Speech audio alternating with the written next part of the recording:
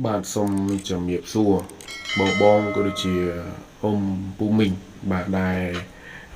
ចូលចិត្តណាបាទលេងនៅតម្រុយឆ្នោតយួនបាទជាប្រចាំថ្ងៃទាំងអស់គ្នាផងដែរ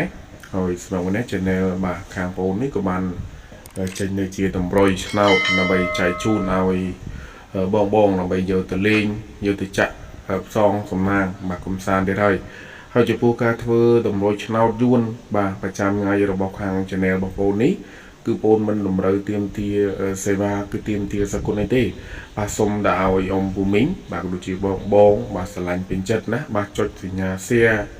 ចុចសញ្ញាជាវសញ្ញាកណ្ដឹងបាទឲ្យ admin ម្នាក់មួយព្រោះ admin អត់ចង់បានអីច្រើនទេណាបាទសង្ឃឹមថា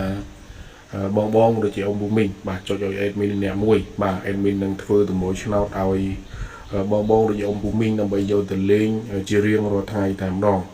ហើយនេះជាតម្រុយឆ្នោតដែល admin យកមកឲ្យលេងសម្រាប់ថ្ងៃនេះបាទគឺសិនតែជាលេខល្អគឺសិនតែជាលេខច្បាស់ហើយ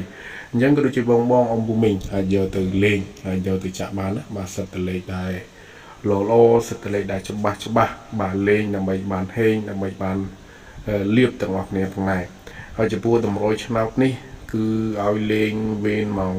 1:30 នាទីម៉ោង 4:30 នាទីនិងម៉ោង 6 បាទ 30 នាទីអញ្ចឹង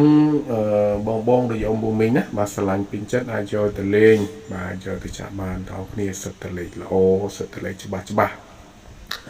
ហើយចំពោះការធ្វើតម្រុយឆ្នោតរបស់ admin គឺថ្ងៃនេះគឺអត់មានអីច្រើនទេណាបាទគឺមានតែប៉ុណ្្នឹងដើម្បីចែកជូនឲ្យអ៊ំពូមីងយកទៅលេងអញ្ចឹងគូជូនពរឲ្យបងឬជាអ៊ំពូមីងយកតម្រុយឆ្នោតពី admin យកទៅលេងនេះគឺសូមឲ្យហេងហើយនឹងសំណាងល្អដល់គ្នាសូមអរគុណបាទសូមជំរាបលា